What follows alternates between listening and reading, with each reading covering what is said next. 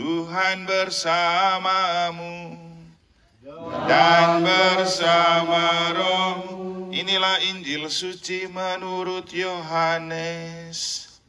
Dimuliakanlah Tuhan.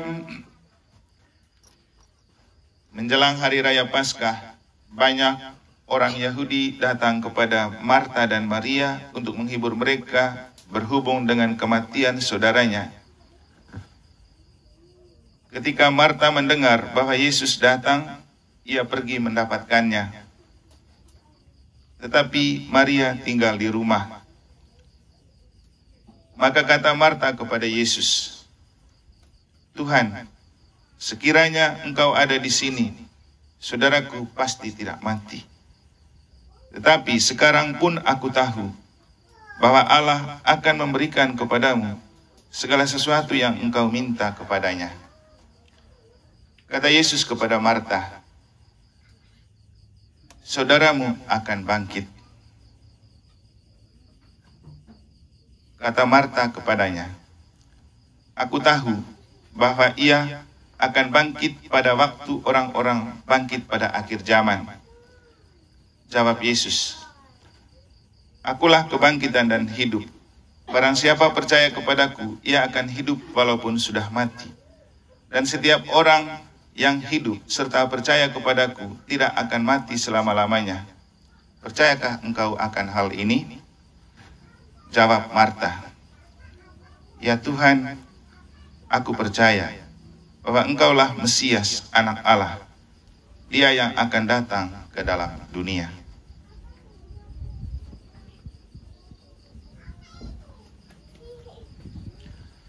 Demikianlah sabda Tuhan.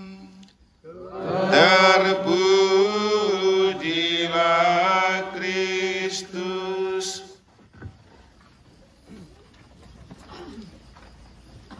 Bapak, Ibu, Saudara-saudari, tentu tidak mudah kita menerima makanan rohani dalam sabda Allah ketika kita ditantang oleh aroma ikan bakar dan ayam bakar.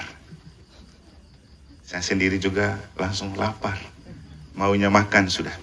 Tapi kalau ada yang mendengar 3 khotbah yang saya bawakan kemarin di Mataram, kan kemarin saya misa 3 kali untuk 1 hari Minggu.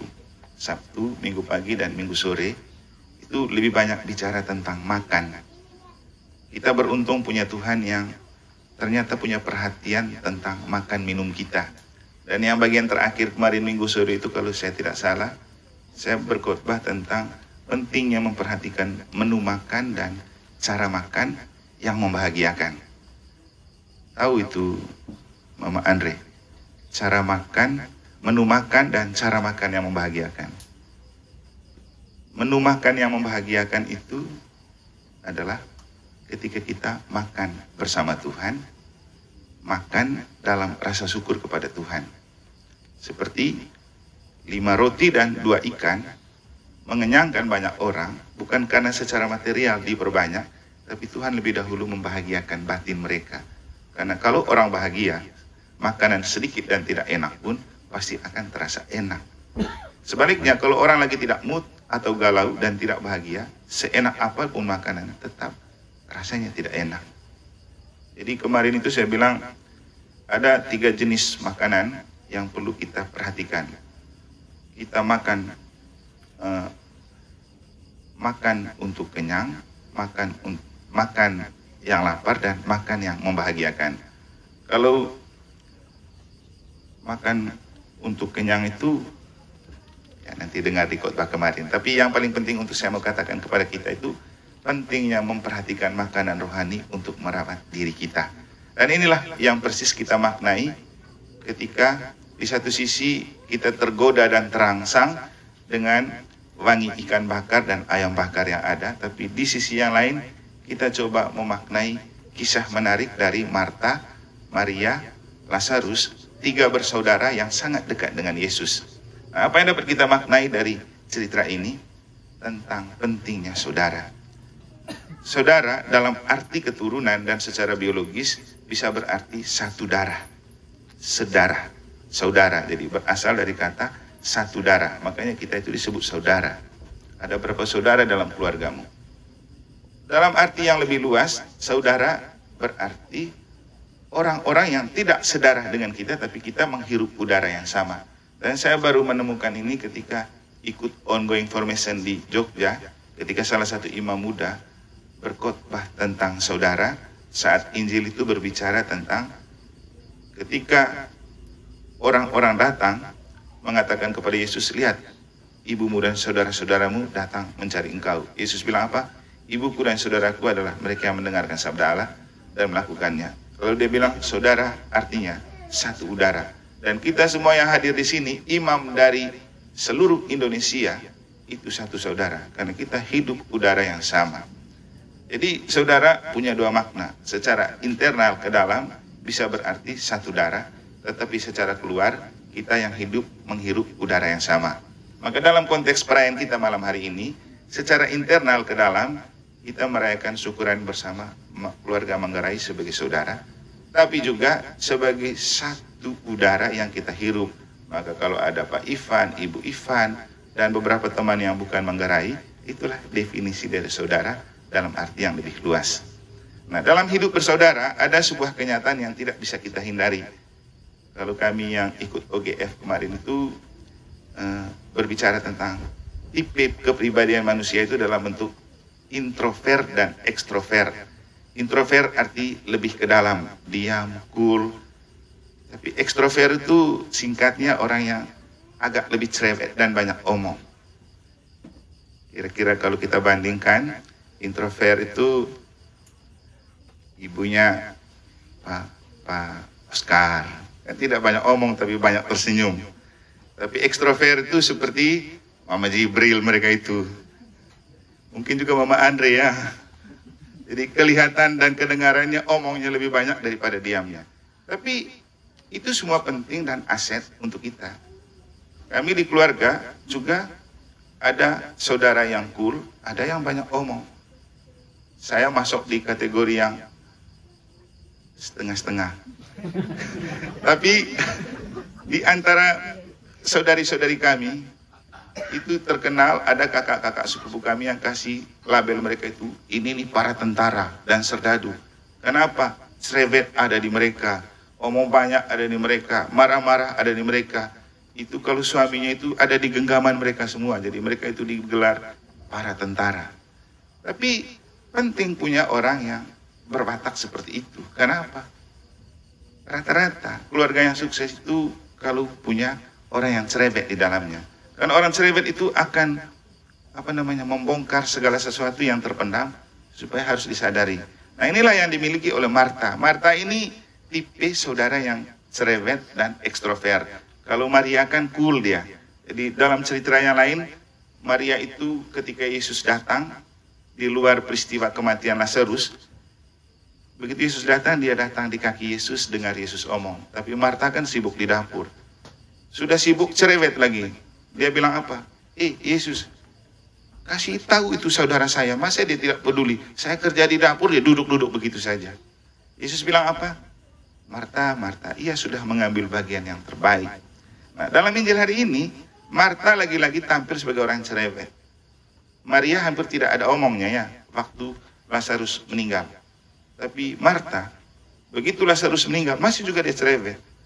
Begitu lihat Yesus datang, dia yang pergi ketemu dengan Yesus, omong.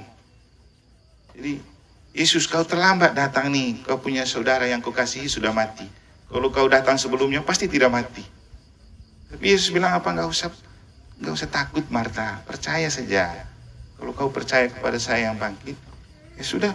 Ada sedikit dialog, lalu Yesus coba meyakinkan dia, saudaramu akan bangkit. Lalu lagi dia jawab, ya, aku tahu bahwa ia akan bangkit pada waktu orang-orang bangkit pada akhir zaman. Jadi masih juga dia merespon kata-kata Yesus. Itulah ciri-ciri orang cerewet. Tapi kecerewetan Martha justru membuat Yesus paham apa yang sedang mereka butuhkan. Kalau diam seperti Maria terus juga kan tidak enak. Kita tidak tahu ini sedang apa. Perlu ada orang yang cerewet. Nah, kemudian Terakhir dia bilang, ya Tuhan, aku percaya bahwa Engkaulah Mesias, anak Allah, dia yang akan datang ke dalam dunia. Jadi Marta tampil sebagai saudara yang cerewet, yang ekstrovert, tapi itu yang membuat Yesus melakukan hal yang sangat besar, membangkitkan Lazarus. Nah, untuk kita yang paling penting, kita bersaudara entah dalam keluarga sebagai satu saudara, perlu ada yang cool, ada yang tidak cool. Perlu ada yang banyak diam dan merenung, perlu ada yang banyak bicara. Begitu juga kalau kita bicara saudara yang lebih luas dengan menghirup udara yang sama. Misalnya kan saudara yang lebih luas seperti kita ini, tidak harus satu darah dan satu asal, tapi kita berkumpul sebagai saudara. Di KBG kita kumpul sebagai saudara, di lingkungan kita kumpul sebagai saudara. Tidak saudara, tapi kita hidup sebagai sebagai orang yang menghirup udara yang sama. Nah, prinsipnya sama. Di situ ada yang cerewet, ada yang tidak cerewet. Jangan menolak yang cerewet, atau jangan terus mempersalahkan yang tidak banyak omong. Itulah dinamika kehidupan bersama. Harus ada yang seperti Marta, ada yang seperti Maria. Yang paling penting, entah jadi Marta atau jadi Maria, jangan lupa menerima kehadiran Yesus. Ini yang penting. Menerima kehadiran Yesus, percaya kepada Yesus, karena Yesus adalah tanda kasih Allah yang paling konkret untuk kita. Dan Santo Yohanes sangat baik sekali mendefinisikan Allah adalah kasih. Dan sangat baik menerjemahkan kasih itu dalam persaudaraan. Kalau kamu tidak mengasihi saudaramu atau satu sama lain, kamu tidak punya kasih. Nah, ini penting. Kalau kamu tidak mengasihi saudaramu, kamu tidak punya kasih. Dan kasih itu apa? Allah. Artinya, Bapak Ibu, kalau kita mau mengasihi sesama sebagai saudara, harus percaya kepada Allah. Orang kalau semakin percaya kepada Allah, pasti ia selalu hidup dalam kasih dan menghidupkan kasih. Tapi kalau orang tidak percaya kepada Allah, ia akan terus memelihara kebencian dan kedengkian dalam persaudaraan. Tadi kan kita ada acara ayam itu. Salah satu simbol dari acara ayam tadi itu menurut Bapak Ketua yang sekaligus juga Bapak Kor itu rekonsiliasi. Artinya meminta maaf, saling memaafkan. Mereka meminta maaf untuk apapun yang mereka lakukan yang tidak berkenan di hati saya. Juga saya harus memaafkan dan meminta maaf kepada mereka untuk apa yang saya lakukan selama berada bersama yang tidak berkenan di hati mereka. Dan disimbolkan dengan bunuh ayam dan darah. Dan kemudian dalam Ekaristi juga ada tubuh dan darah Kristus, simbol rekonsiliasi. Makanya kita kukuhkan dengan misa ini. Nah, yang paling penting itu begini. Orang bohong bilang punya Allah, kalau tidak punya kasih. Orang bohong bilang punya kasih, kalau dia terus membenci. Karena Allah adalah kasih. Kita betul anak Allah, percaya kepada Allah, kalau hidup dalam kasih, dan menebarkan kasih. Dan saya pikir inilah inti dari menjadi Katolik. Kita hidup dalam kasih untuk menghidupkan kasih dan menebarkan kasih. Dan salah satu hal yang paling sulit dari mengasihi adalah ketika harus memaafkan orang yang menyakiti dan melukai kita. Ini pekerjaan yang tidak mudah. Tapi akan bisa kalau kita membiarkan Allah bekerja di dalam diri kita, Allah bekerja di dalam diri orang. Terakhir, ketika kami mengikuti retret yang diberikan oleh Monsinyur Maxiregus, Uskup Labuan Bajo terpilih, di Hotel Sylvia beberapa tahun lalu, dia bercerita tentang ada banyaknya rekonsiliasi yang dibuat ketika di Ruteng, misalnya ada perang tanding, ada perkelahian, ada pertengkaran.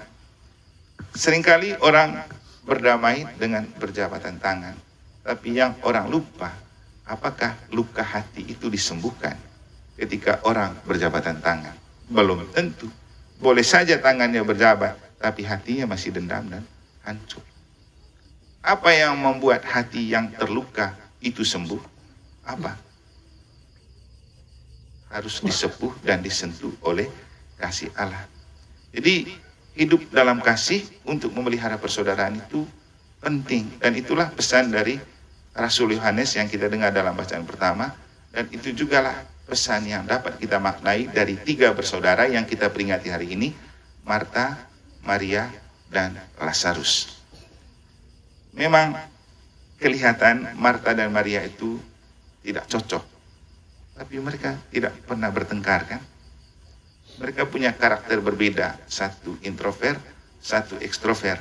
Tapi mereka, walaupun Marta omong Maria di hadapan Yesus, tapi mereka tetaplah saudara, dan mereka kompak untuk percaya kepada Yesus ketika Lazarus saudara mereka mati.